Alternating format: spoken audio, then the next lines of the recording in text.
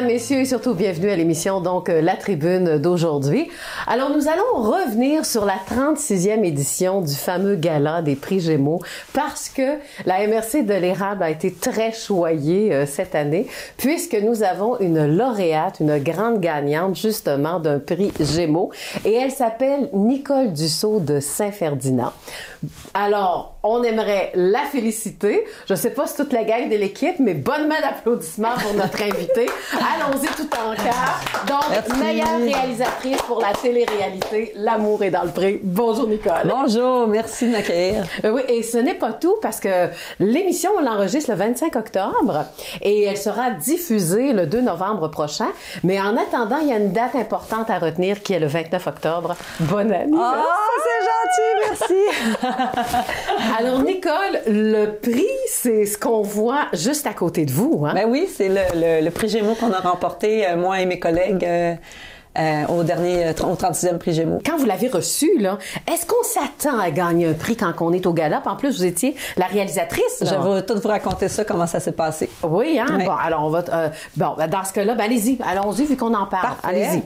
Ben, en fait, je réalisais le gala. Cette année, pour les 36e prix Gémeaux, il y avait 3 galas.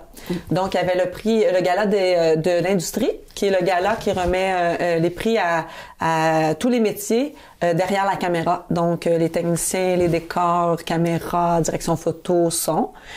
Donc, je réalisais ce gala-là. Il y avait le gala d'ouverture, dans lequel il y a 62 catégories en nomination, dont celle de la meilleure réalisation des téléréalités. Mais c'est moi qui le réalisais.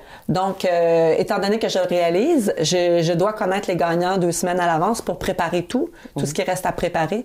Donc, je n'ai pas eu la surprise lors du gala parce que je savais que moi et mon équipe ont gagné. Donc, c'est en feuilletant le document officiel qui m'a été envoyé que j'ai vu que je gagnais donc chez moi comme ça. Mais l'Académie a quand même pris la peine de me téléphoner pour me féliciter. Même, ce prix-là, c'est un prix d'équipe. C'est un prix d'équipe, effectivement. Alors, on va les nommer. Oui, alors j'ai reçu ce prix-là avec Stéphane de Grosbois, qui l'an passé était le réalisateur coordonnateur de L'amour est dans le pré, et David Noiseux, qui était le réalisateur aussi dans notre équipe, donc nous étions 3. Mais comment fonctionne L'amour est dans le pré, c'est que oui, à la réalisation, c'est un prix de réalisation, mais faire une télé-réalité, c'est vraiment un prix d'équipe. Donc, chaque petite partie de ce trophée-là, dans le fond, on le partage avec les caméras, la direction photo, l'équipe de pré-production, l'équipe de post-production, le montage, le son, l'équipe au contenu. C'est vraiment un prix que je partage avec les 30 collègues que j'ai sur cette émission. Bon. Oui, je vais la poser, la question à Nicole. Est-ce qu'il est pesant, ce trophée-là? Oui, il est très pesant. C'est un trophée qui, quand vous les voyez, les gens à la télé qui disent c'est pesant, c'est quand même pesant, là, je dirais peut-être une dizaine de livres, peut-être. Là. C'est quand même pesant, oui. Voilà. Et là, être nominé, mais dans 2 catégories. Là, on est gagnante pour une seule catégorie, mais quand même, c'était 2 catégories pour un jeu télévisé. Hein, oui, pour le jeu Génial. Donc, Génial est une émission à Télé-Québec, une quotidienne, une émission scientifique et familiale à Télé-Québec. Donc, nous étions aussi en nomination. Donc, moi, Stéphane Rochelot, l'autre réalisateur, parce qu'on fait de la co-réalisation, on se partage les émissions. Sinon, c'est trop une grande charge de travail. Et Frédéric Nassif, qui fait les reportages dans les émissions aussi. Donc, nous étions 3 à se partager cette nomination-là. On n'a pas remporté, mais c'est quand même une belle victoire pour nous d'être en nomination. Comme on dit, c'est génial quand même. Ah, c'est génial, effectivement. On est déjà sous les radars, de toute manière. Votre enfance, comment ça s'est passé? Parce qu'à Saint-Ferdinand, c'est quand même un magnifique lac, hein, le lac William. Alors, parlez-moi un peu de cette enfance-là, parce que je veux savoir toujours le lien, avant d'en arriver, d'être lauréate pour un prix Gémeaux. Il y a un parcours, j'aimerais ça qu'on en parle. Ben, en fait, comme je disais, j'ai grandi dans une famille. Mon père fait de la musique, mon père joue de l'accordéon aussi. Mes parents m'ont aussi offert des cours de piano en étant très jeune aussi. Donc, au primaire, j'ai eu la chance de faire du piano. Donc, ça a commencé par les arts, la culture. Chez nous, mes parents ont fait longtemps de la danse aussi, des cours de danse. Parce qu'on devient actif et créatif tout le temps. Oui, ça ouvre aussi, hein, ça ouvre donc à la musique, même si j'ai pas poursuivi la musique, je joue encore du piano, mais ça ouvre aussi des univers auxquels on connaît pas. Donc, je pense que c'est ça. C'était petit petit le village, mais il y avait cette offre-là. Donc, il y avait aussi des cours de danse avec lesquels j'ai fait avec mes frères, avec ma mère. Donc, c'est ça. Fait que ça a commencé comme ça. Puis, j'allais à l'école primaire. J'étais aussi très sportive. Hein. J'ai toujours joué au hockey sur glace. Je faisais de la course. Donc, pour moi, le village, je l'utilisais, là. C'était très actif. J'avais mes amis. Puis, rendu au secondaire, avec mes cousines et mes amis, on a beaucoup participé à des lip-syncs. Donc, il y en a sûrement plusieurs qui s'en souviennent. On faisait des lip-syncs sur un New Kids on the Block, qui était un groupe un boys club, un boys band, en fait. Oui. Donc, on a fait beaucoup, mais le village nous a beaucoup encouragés là-dedans parce qu'à chaque année, il y avait le festival du lac William. Et on était toujours invités à aller faire des prestations là. Donc, j'ai quand même fait beaucoup de scènes aussi avec ces spectacles-là. Ensuite, on a peaufiné nos spectacles et tout. L'école aussi, on allait à la polyvalente de Black Lake. Et ils nous ont beaucoup encouragés dans toute cette synergie-là. Cette énergie-là, ce trip-là qu'on avait de faire du lip-sync, de la danse. Honnêtement, on a été bien appuyés autour. Puis moi, j'étais un enfant assez dynamique. J'étais quelqu'un qui aimait ça, les projets. Donc, l'école secondaire m'a beaucoup permis de pousser dans ce sens-là, c'est-à-dire qu'on me donnait l'espace, on me donnait aussi les moyens de faire des spectacles, d'organiser des activités, des événements. Et je pense que j'ai beaucoup forgé cette espèce de leadership-là au primaire et au secondaire parce qu'on me donnait cet espace-là pour le faire et je le prenais pleinement. Donc, les portes étaient toujours ouvertes. Oui, les portes étaient ouvertes, puis c'était pas compliqué, puis il s'agissait d'avoir une idée, puis les gens autour, autant ma famille que les professeurs, que l'école, ils embarquaient dans mes projets. Donc, ça forme la confiance, ça forme le leadership, ça forme donc, tout ça. Vous êtes une leader. Oui, mais c'est ça, c'est que ça se développe petit à petit, et c'est dans toutes ces petites expériences-là, les petits événements. Des fois, on sous-estime d'organiser des petites choses au village, des petites choses dans notre communauté, mais ça forme les gens. Et je pense que c'est tous ces outils-là aujourd'hui qui me servent beaucoup dans mon métier aujourd'hui. Donc, la force d'être une bonne organisatrice, d'être une leader, est-ce qu'à cette époque-là de la polyvalente, vous pensiez devenir une réalisatrice? Là, c'était quoi? C'était un rêve? En fait, j'étais tellement impliquée dans les activités parascolaires qu'au départ, je voulais être technicienne en loisirs, comme France, la technicienne en loisirs qui m'inspirait beaucoup à mon école. Mais ensuite, j'ai voulu être professeure d'éducation physique, étant donné que je faisais beaucoup de sport. Donc, c'est passé aussi dans mon esprit. Mais à un moment donné, au secondaire 5, il y a eu une visite à Radio-Canada. Et je mentionnerai toujours parce que j'ai encore l'image. Et à la visite de Radio-Canada, j'ai vu dans une régie le réalisateur travailler avec tous ses collègues et dans une émission. Et quand j'ai vu ça, ça m'a vraiment transpercé le corps. Je l'ai regardé puis je me suis dit, moi, dans la vie, c'est ça que je vais faire. C'est l'environnement dans la régie, le déclic s'est fait là. Et à partir de ce moment-là, c'était clair, tellement que j'ai annulé mon inscription au cégep en technique de loisirs. J'étais déjà inscrite à Rivière-du-Loup. J'ai tout annulé et là, tout d'un coup, tout s'est mis à focusser vers ce métier-là qui était la télévision.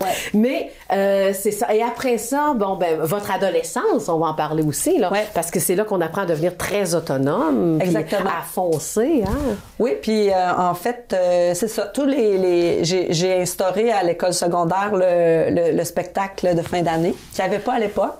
Et c'est moi qui ai dit à un moment donné, ça serait le fun qu'on ait un spectacle de fin d'année. Oui. J'avais aussi le directeur d'école qui était toujours très proactif, puis il a mis de l'argent, il a mis du temps, la technicienne de loisirs, France aussi. Donc, on a instauré ce spectacle-là, puis j'ai instauré ensuite le spectacle que le dernier numéro de ce spectacle-là, c'était Les Finissants. Et encore aujourd'hui, je sais que jusqu'à il y a 5 ans, c'était encore une tradition à la polyvalente. Donc, le dernier numéro, c'est Les Finissants. C'est le concept est resté le même depuis plusieurs années, oui. C'est ça. Donc, c'est sûr que à l'adolescence, c'est là que j'ai vraiment beaucoup forgé mon leadership.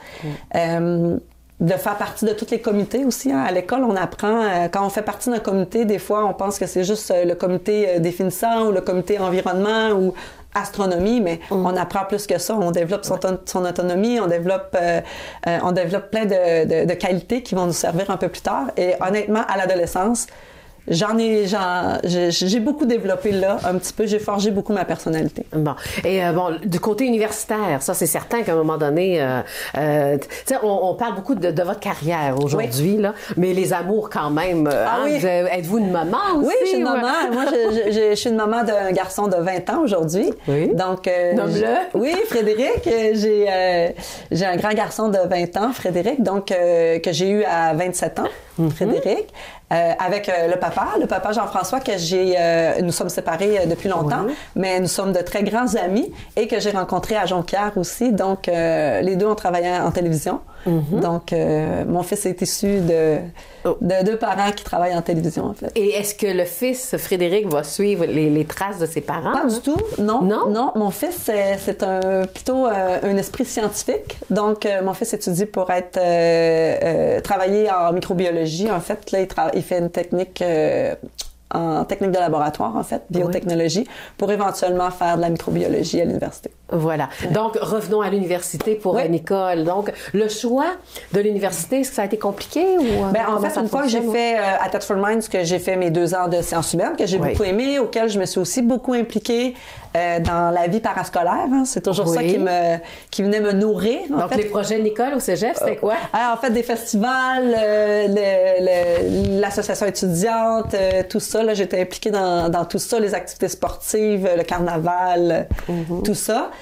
Donc, une fois que j'ai complété mon diplôme d'études collégiales en sciences humaines, je suis partie à Montréal parce que c'est sûr que j'avais quand même cette soif-là de me rapprocher de là où on fait de la télévision parce que principalement au Canada, si on veut faire de la télévision comme métier vraiment temps plein avec beaucoup d'opportunités, c'est sûr qu'il y a Montréal, il y a Toronto, puis il y a Vancouver. Il y a Québec quand même qui offre quand même des emplois aussi. Mais les contacts, ça allait chercher des contacts. C'était les contacts aussi. Donc, en m'en allant à l'université, je pensais faire un bon choix, mais ça a été un pas si bon choix parce que c'est ça. C'est une université qui forme plus des directeurs ou des directrices de communication. Mais j'ai quand même pu naviguer un petit peu dans la ville. Hein. Ça m'a permis de connaître un peu la ville, de faire des nouveaux contacts, des nouveaux amis. Le niveau culturel. Le niveau culturel aussi, puis d'apprendre dans un nouveau bassin. Hein. La vie en ville est différente de la vie en région. Donc, je me suis acclimatée, j'ai appris tout ça. Mais j'avais un objectif en tête, c'était d'aller à Jonquière ensuite pour pouvoir poursuivre et terminer ma formation dans un métier auquel je tenais à faire. Donc, ensuite, je suis retournée à Jonquière. J'ai eu la chance de le faire en 2 ans parce qu'étant donné que j'avais déjà j'avais déjà un DEC, j'avais déjà 1 an d'université. Donc, j'ai pu faire en 2 ans mon diplôme à Jonquière.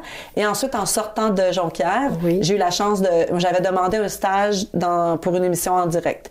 Pour moi, être assistante à la réalisation, c'était une chose que j'aimais beaucoup. C'était un métier que j'aimais beaucoup. Et je voulais faire du direct parce que j'aime le direct.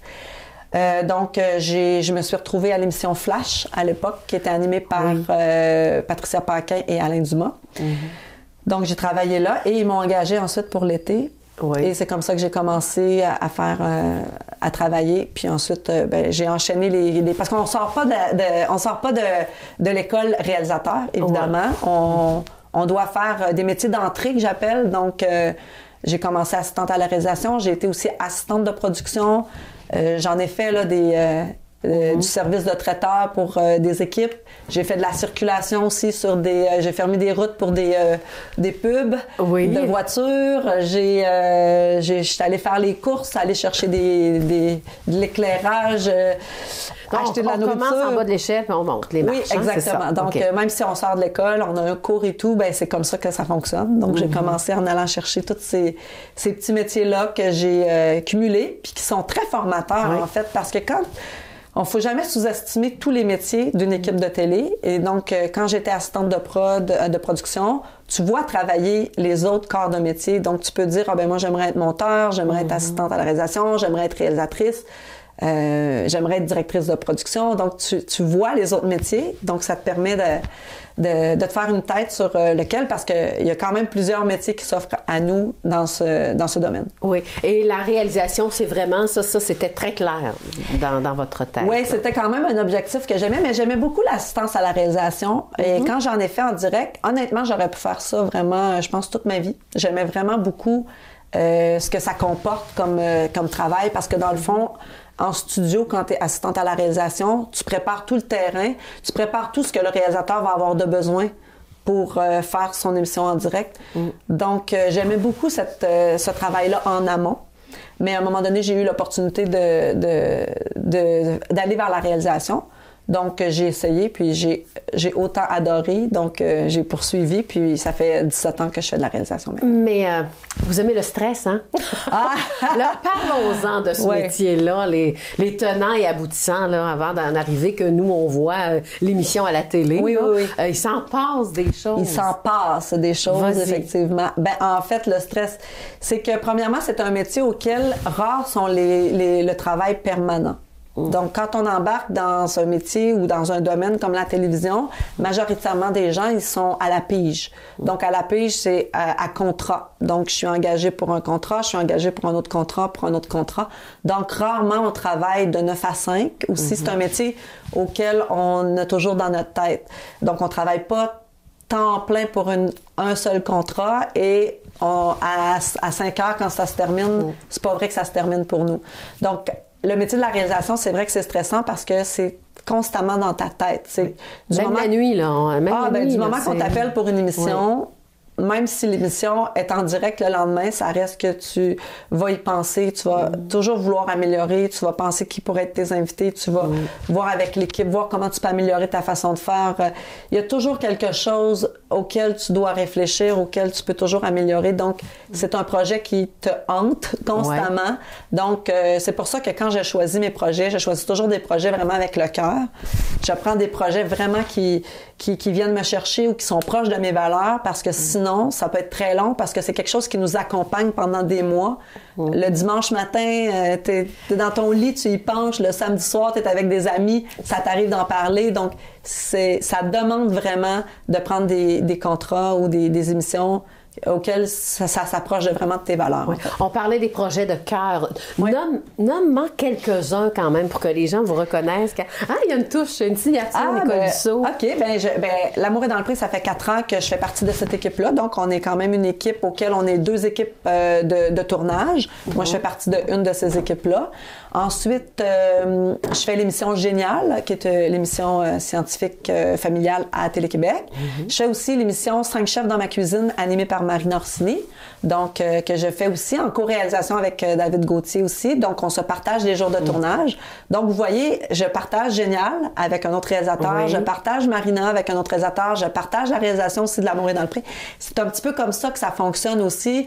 Les contrats qui sont plus costauds, souvent, on va travailler en co-réalisation, ce qui est une façon de faire aussi. Donc, ça demande vraiment un beau travail d'équipe. Oui. Je fais aussi le gala, j'aide toujours au gala des prix Gémeaux, donc l'avant-première ou les galas d'ouverture qu'on appelle.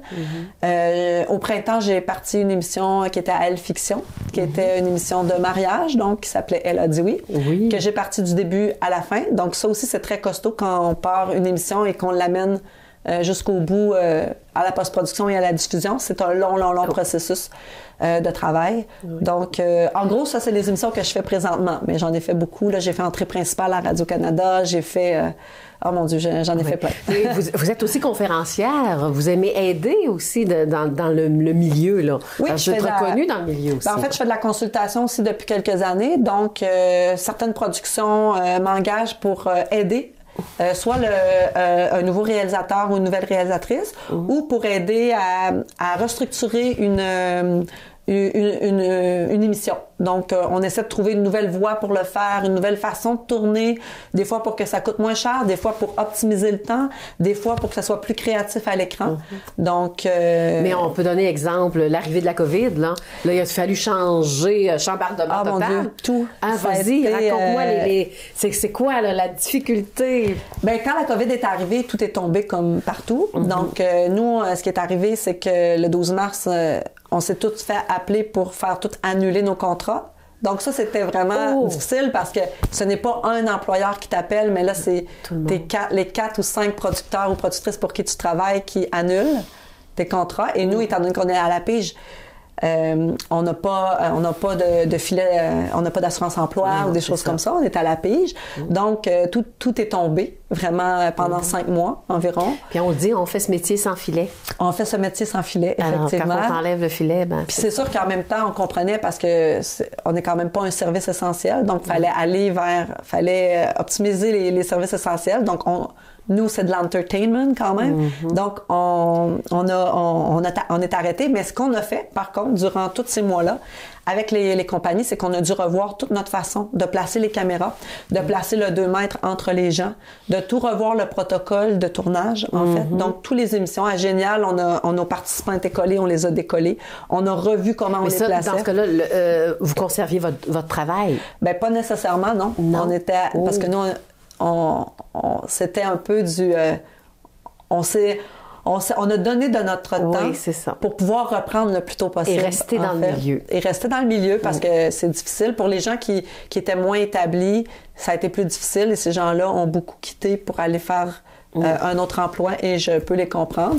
Mais donc, ça nous a demandé pendant plusieurs mois là, de revoir. On a eu beaucoup de réunions pour voir comment on pouvait tourner pour que notre industrie puisse repartir. Ouais. Mais le moral, c'est ça, le moral. Oui, comme tout le monde, hein, ça a été... il y avait quand même une source de stress. On essayait de se garder en forme. On savait qu'on allait repartir. Nous, on trouvait ça important parce qu'on se disait, mon Dieu, si la COVID dure, au moins s'il y a quelque chose à la télévision, ça pourrait être intéressant pour Oui, on s'est aperçu que la télé a beaucoup aidé. Oui, la télé, au Québec, la télé, c'est quand même un médium encore... qui est là. Très intéressant. Le mode de diffusion change, donc avec les plateformes et tout ça, c'est parfait. Mais au niveau de la production de contenu, on n'en a jamais autant fait. Donc, quand on a repris, il y avait moins de gens, parce que les gens sont peut-être un peu allés travailler ailleurs aussi. Et toutes les productions ont voulu reprendre en même temps. Et ça crée comme ça crée dans les autres industries une pénurie de personnel présentement. Oui, donc, on a de la difficulté à trouver des équipes avec lesquelles travailler. Oui, donc, des équipes qui ont la compétence aussi, là, parce que pas tout le monde. Il faut avoir des études aussi. Bien, il faut avoir des études, mais c'est souvent les gens qu'on engage, c'est souvent ça dépend du projet versus aussi les qualités personnelles de la personne. Donc, je travaille avec plein de gens, mais il y a des gens que je prendrais pas pour tel projet, puis il y a des gens que je prends pour tel projet. Donc, c'est sûr qu'avec mon métier... Un casting qu'on appelle, un peu près, là. C'est sûr qu'avec mon métier, j'ai la chance, quand même assez souvent, de choisir mes équipes. Donc, je donne un exemple. Quand je tourne, mettons, pour l'émission L'amour est dans le pré, ça prend non seulement des gens compétents pour tourner, mais ça prend aussi des gens avec de l'empathie, de la discrétion, de la générosité, de l'écoute. Parce que les gens qu'on tourne, c'est des gens qui vivent des émotions. Donc, on ne peut pas brusquer les gens quand la personne vient de vivre une émotion à la télévision. Donc, ça prend des gens qui ont des qualités qui sont au-delà d'être un bon caméraman, un bon preneur de son, une bonne productrice au contenu. Ça va au-delà de ça. Donc, on choisit nos gens en fonction de leur qualité personnelle aussi pour différentes productions puis pour différents choix. Oui. Et c'est la même chose pour nous. On est engagés aussi, non seulement pour nos compétences, mais aussi pour nos aptitudes personnelles. C'est un fit avec une production. Oui, puis le fait de faire de la télévision, bien, c'est ça qu'on veut faire passer, l'émotion. Exactement. Donc, puis c'est pour ça aussi que ça ramène aussi au fait que je dis que ça prend... Il faut vraiment choisir nos émissions avec cœur parce que les émissions qu'on choisit, les projets qu'on choisit avec cœur, c'est les projets auxquels on s'investit le plus.